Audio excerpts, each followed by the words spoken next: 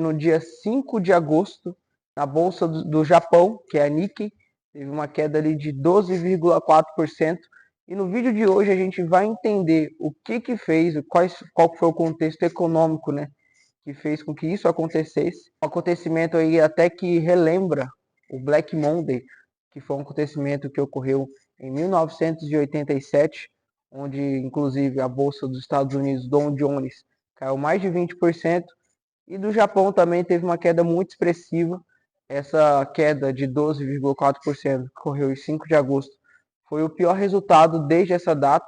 Então é muito importante a gente entender o que levou a Bolsa do Japão a cair tanto para a gente aprender com os erros do passado. Só que para a gente entender o que ocorreu, a gente precisa voltar na semana passada do dia 5. Na quarta-feira, que foi até inclusive a super quarta, onde diversos países, como por exemplo Estados Unidos, Brasil e o Japão, eles tomam decisões na taxa de juros.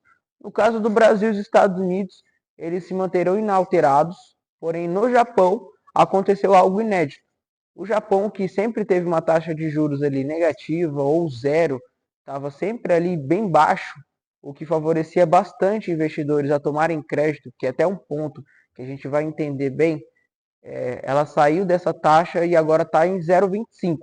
Tá, mas o que isso impacta, né, nos investidores? O que a taxa de juro impactou tanto assim a bolsa? Claro que até um movimento conhecido, até um movimento aqui no nossa economia que a gente escuta bastante, né? Quando os juros sobem, a bolsa cai.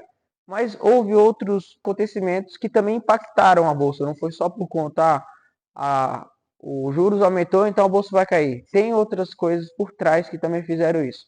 E para a gente entender isso, a gente tem que entender o conceito muito utilizado no mercado financeiro, que é o carry trade.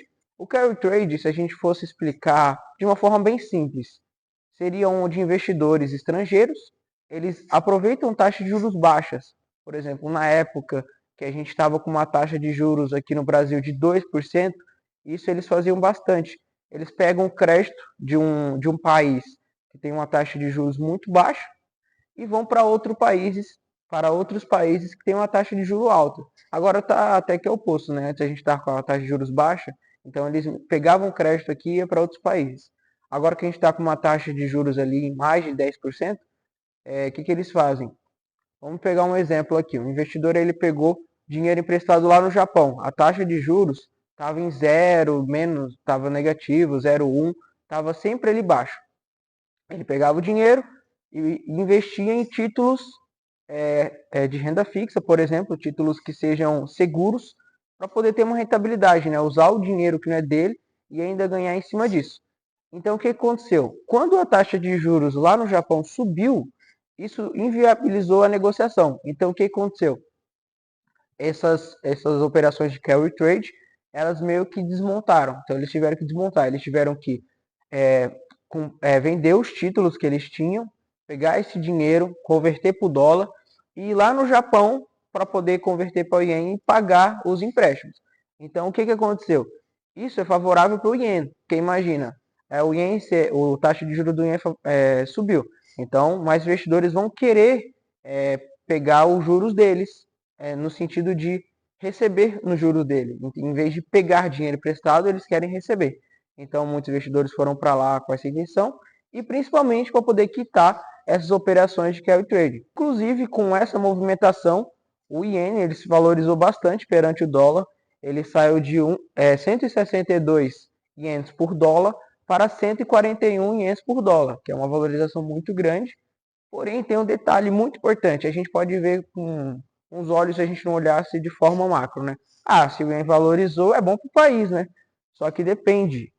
Lá no Japão, principalmente, é um país que tem muitas empresas exportadoras.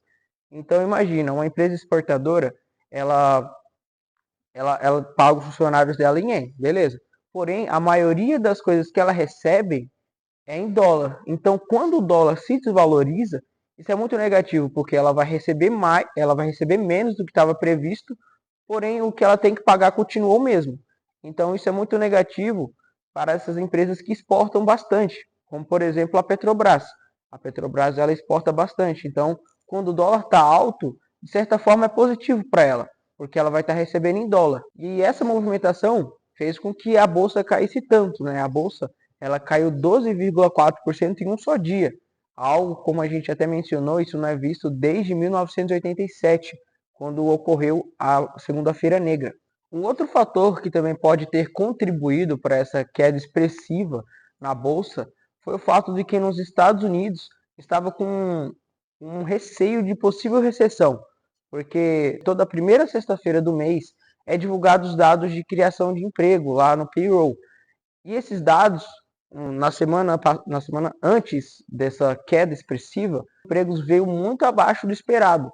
Então isso gerou um clima de tensão, porque as pessoas acreditavam que os Estados Unidos iam entrar em recessão, porque os Estados Unidos estavam em um período de taxa de juros alta, e eles acreditavam que o Jerome Powell, que é o atual presidente do Fed, tinha errado o time, né? Errado o time de abaixar os juros.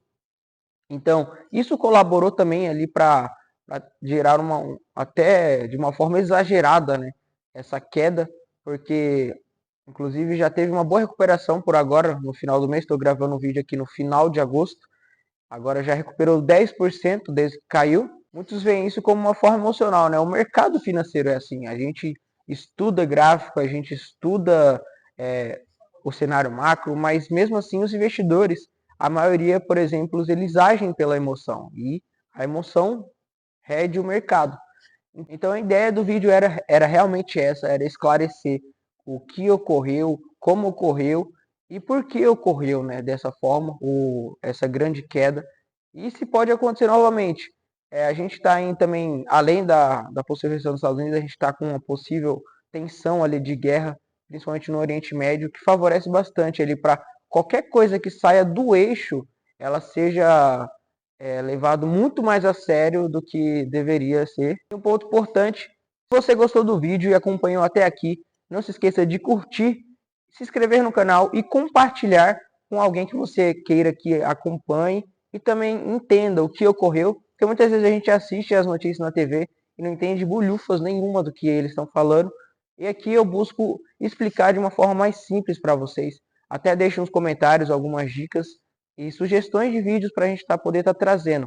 Inclusive um que já tem até sugestão é sobre a gente pode estar falando sobre a Bolsa de Nova York, que foi a queda de outubro de 1987, né, onde o Dow Jones caiu mais de 20%.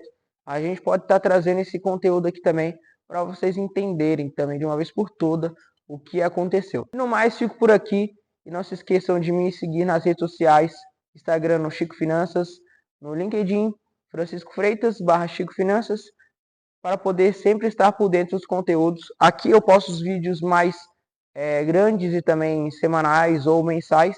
Já lá no Instagram e no LinkedIn tem conteúdos mais diários. Então não deixe de acompanhar por lá. Esse foi o vídeo, fico por aqui, valeu!